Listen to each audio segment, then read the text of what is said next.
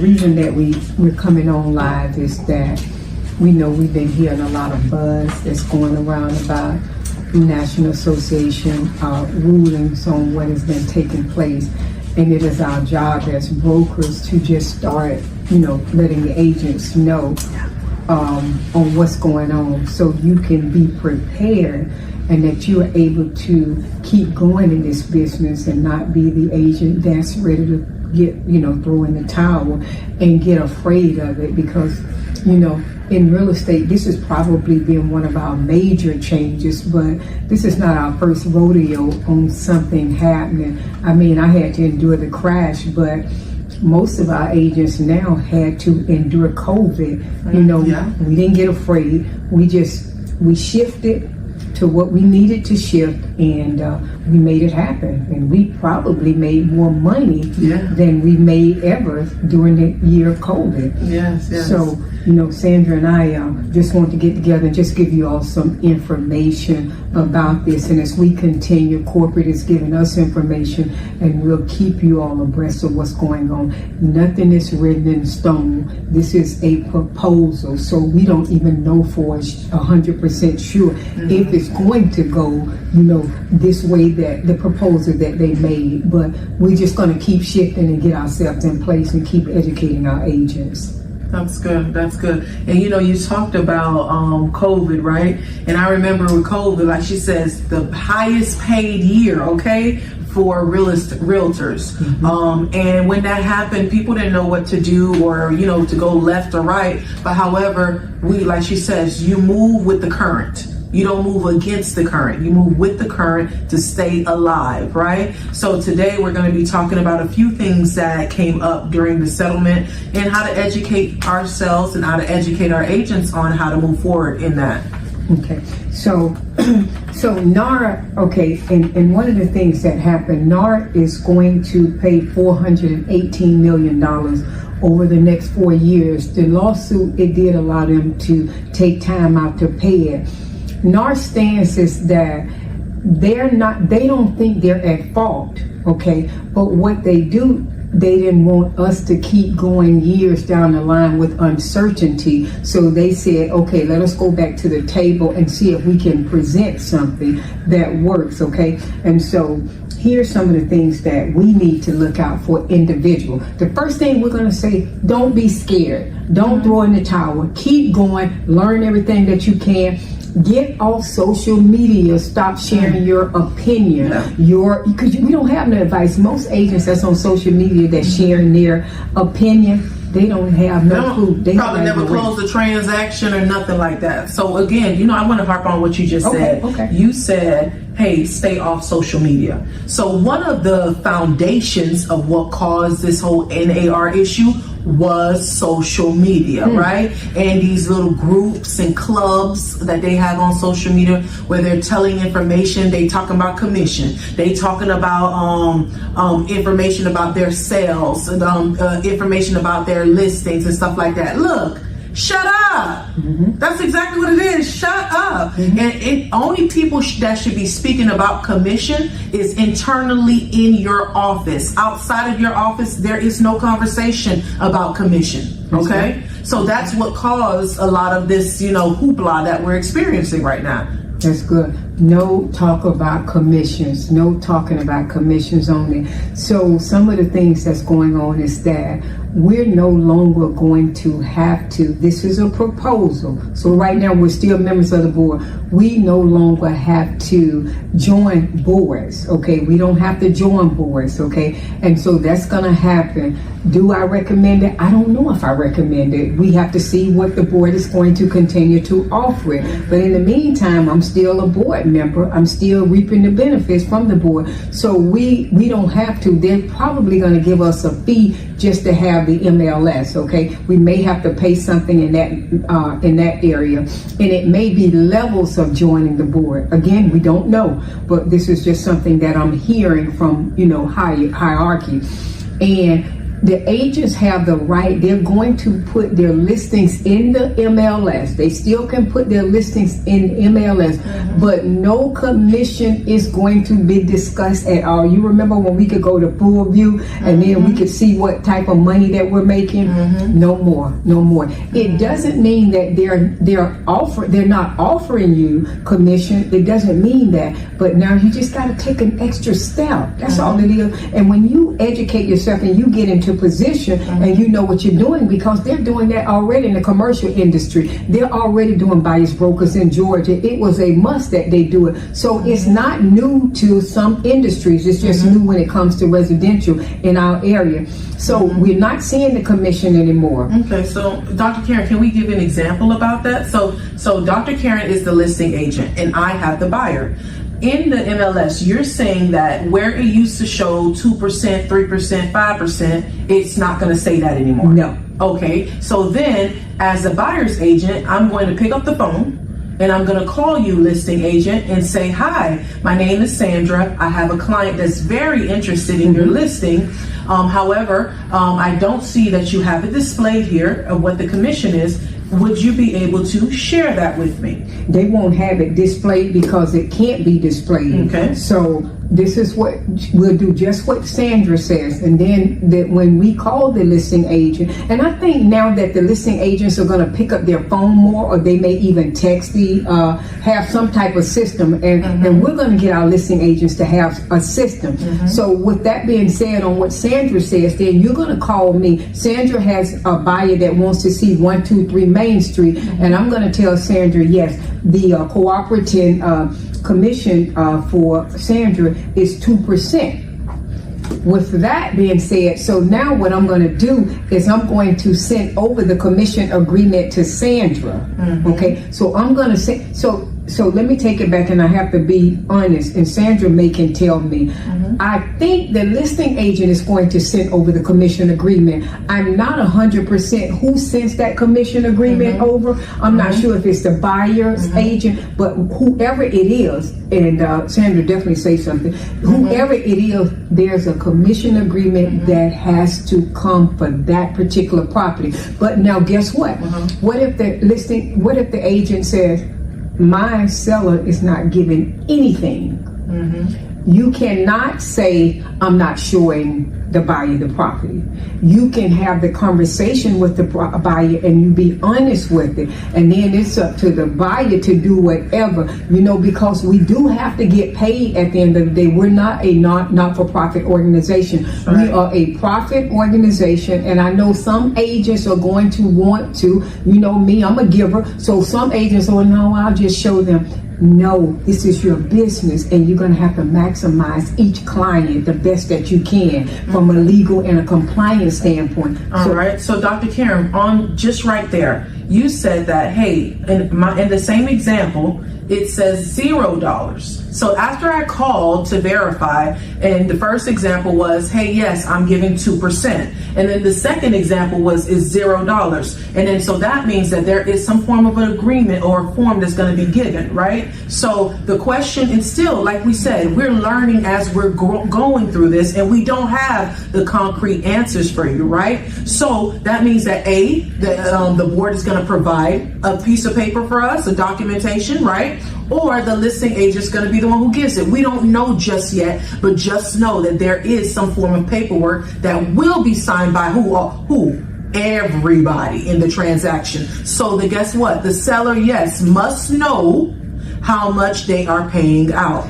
It's going to be on the listing agreement. That's right. So it's going to already be on the listing agreement. So therefore, when you call the listing agent, they already know what the seller is going to pay out. But back to what Sandra says, whoever it is, there's going to be a document. More than likely, it may be the commission agreement. But this is what I'm going to tell you. Don't allow the agent to sign that. Make sure that the agent's broker signs that. We're signing all of our agreements that goes out. If you have a buyer's broker's agreement, it is okay. We're going to sign that particular document. So make sure that their broker signing. I think that one of the biggest issues is that we're just going to have to do a little bit more legwork. That's it. That's it. That is it. And like I said, they've been doing this in Georgia, and they probably Commercial have been doing it in other states. And commercial do it all day long, but they have to call. Commercial don't even put addresses in there. And commercial don't have addresses. So, again, this is not new. You understand? It's a new territory for residential, but for people who have done commercial, we've been doing that. Okay, so this is really not new to us. But another thing that Dr. Karen said that I really want to shed light on, she says that, hey, you cannot not show the property, right? But also, I cannot not get paid, right?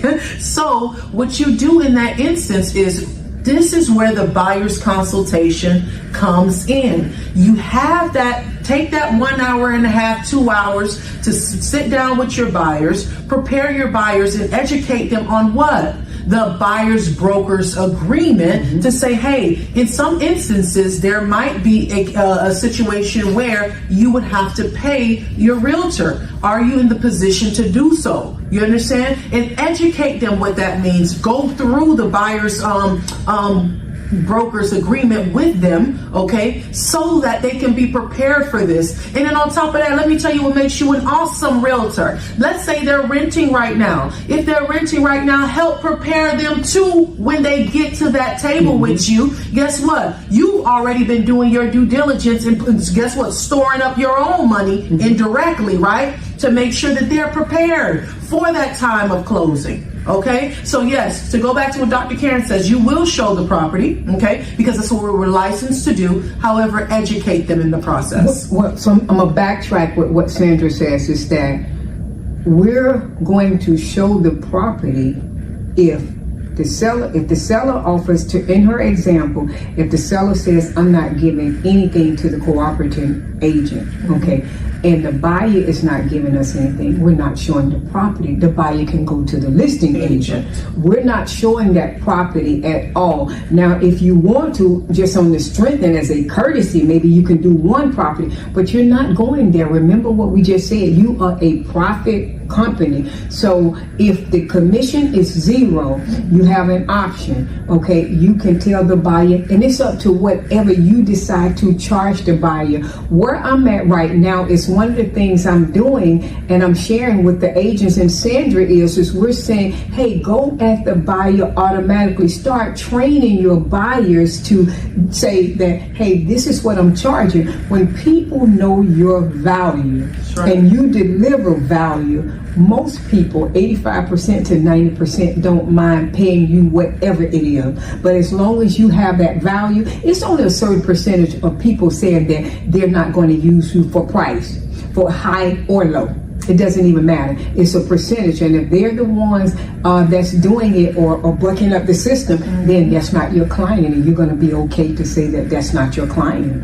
You know, so you're going to probably get money from the seller concession, or you can get money from the buyer. So we can start asking for seller contributions and so on. I had a friend of mine just was out of the state, and they did a listing, and it was the listing company charged a flat fee of $3,500. I read the contract because I was curious. $3,500, and they said they would give the cooperating selling agent 2.5%. Okay, so you see what's happening now. They're just taking a flat commission fee. But then you got to see how much work you're going to do. I'm not there at that flat commission. I'm still, me personally, I'm still at the percentage, you know. But you're your own boss. But always try to figure out how you can bring value to your own self, because this is your company, and how you can maximize one client. Absolutely. So back to again what Sandra said, buyer's consultation. So we're going to go back.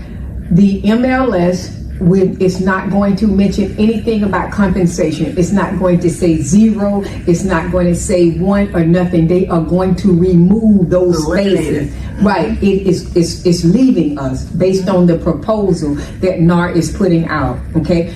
You don't have to be a member of the local board. You may have to pay some kind of MLS service fee or something in order to keep the MLS.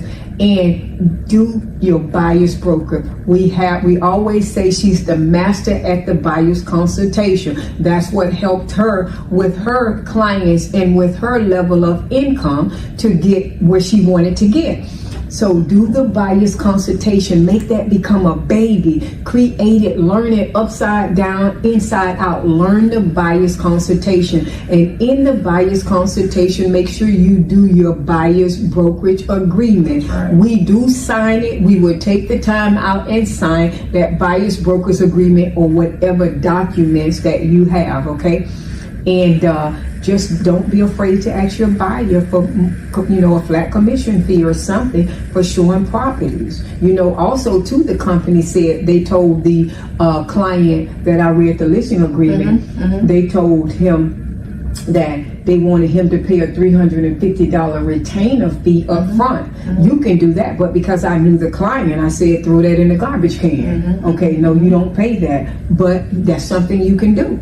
You can get a retainer fee for $500, for $1,000. It's up to you. But one thing that we'll say, be uniform. Don't go and ask somebody because they this color right here, you're going to ask them for $100, or somebody got some money, you want to ask them for $1,000. I hit a hot spot. Yeah, you done hit a whole hot spot right there. So check this out. Listen to what she said. She says, be uniform.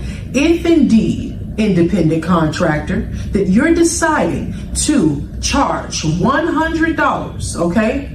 I don't care if they show you proof of funds of 1.5 million, you were going to collect $100, okay?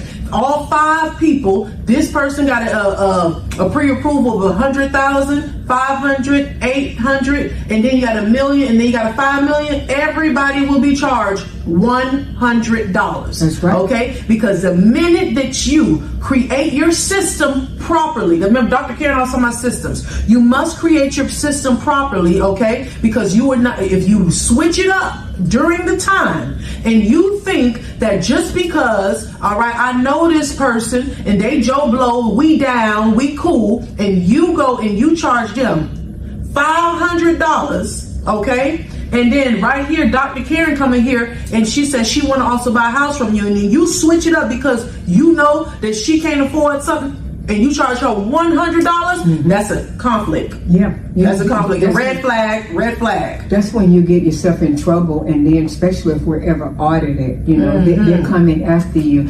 And we're going to be talking about these things, and corporate is going to have meetings. It's because we have, how they used to say straw buyers. These attorneys are out here and they're on the prowl, and they will go after everything, especially since they realize that NAR has settled for it. You think they're not stopping. Oh, this is like a meal. This is a meal ticket. Yeah, they're ready to come again. Let me see, how can I get more? So that's what it's all about. And one of the things that we want to say, and Sandra, just piggyback off these right here, we want to give you some value as having being a buyer's agent. So we want to say some things, and Sandra picked some of them and just talk about them. Here are some of the things where you can utilize your value add. And number one is that we want you to do the buyer's consultation, and just like the listing, you have to deliver your value. It's the same thing with the buyer. Know the market. Know your market. That's value. Know your market. Sandra, just stop me because it's about 10 of them. Know your market. Ongoing consultation. What I mean by that, just be able to consult with them, but stay in your lane. You decide, you provide the information, they decide, not you. Stay in your lane, but be ongoing with them. Stay in contact with them. Y'all know what we say about staying in contact with your client. If you don't stay in your contact with your client and they call you, you fail them. Yes, you do. Why are we calling? Why are they having to call us? Yeah, you understand? They should sign an agreement with me for me to do something, but you got to call me. No, stay on top of your clients. Remember, create a fun week, Tuesday talk. That's right. That's Tuesday talk. What we call it. Yeah, Tuesday talk. And here's something. I love this here, but let me tell you something. Don't do it. And we're telling you all because we're telling you from our experience. Don't tell anybody you're available 24/7. That's not true. It's not true, because you're not available 24/7. Remember when I said bring value and we said do the buyer's consultation, you have to set rules. You have to set boundaries. If you don't set boundaries, buyers will go over it. They don't care about your family. They don't care about your sister that's on the deathbed. They don't care because it's about them. down. But when you come and do your bias consultation, you set the standard. Sandra used to do something because she had nobody to keep her kids. So in her bias consultation, she said, I'm going to bring, I'm coming here now, but I'm dressed today. But when I go out in the field, it's boots on the ground. Okay, I'm coming to play. And my kids are junior realtors. Yeah. My kids, and so when they saw them, they didn't like, oh man, I know she didn't have her children. Exactly. They were in expectation of it. Yes. And so, because she laid it down at the bias consultation. So definitely make sure that you lay down everything. You may not be available on Sundays. And don't tell people you're available 24/7. You might need that time off. So say Sundays I'm off. Is that okay for you? Yeah, say that okay. And strategy, create a plan of action for your buyers. Okay, we have the buyers consultation. Give them the next steps. Yes. Tell them what the next steps is. Go over the as is contract. Yes, that's good. Go over the as is contract. Okay, I say this, especially those on 6-figure calls. Y'all know. Go over the as is contract. Go over what it means to get what the contract means. Okay. Well, so guess what? They don't gotta pray about it. Hello, you understand? Cause it's a hot seat. Right. The house ready right now, right? And we got the offer. We can do it, guys. And we we look good. And you got to pray about it. And I'm all for prayer. You already know that. But come on.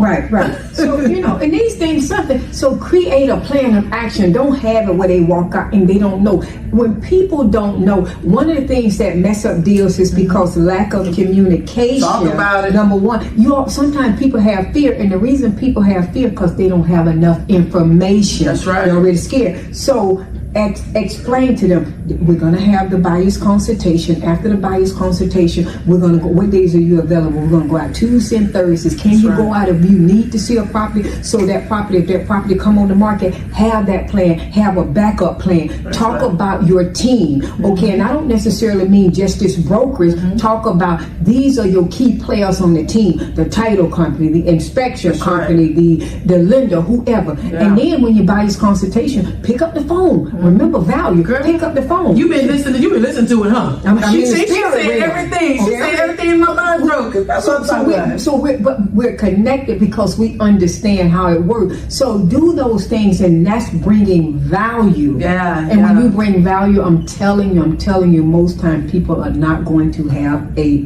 problem signing on the dotted line. They will and giving you your money. That's right. And giving you your money. Yeah. And giving you your money. I used to have to tell them the other guy, I said, no, just my commission. Just my commission. They used to try to run it down. Run me down to give me more money. I said, no, we already got it. This is mine. Thank you so much. That's right. The best commission you can give me is another referral. That's right. Right? That's right. Awesome. And that's the key right there.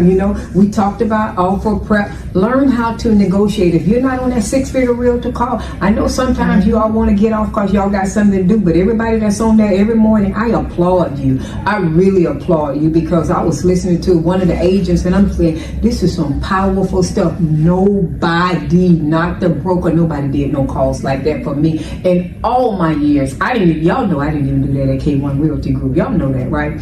So they have those calls and they talk about offer preparation. They talk about offer negotiation. I think I heard yesterday on how do you know if you got the right buyer? So these are the things that you can say it adds value to it.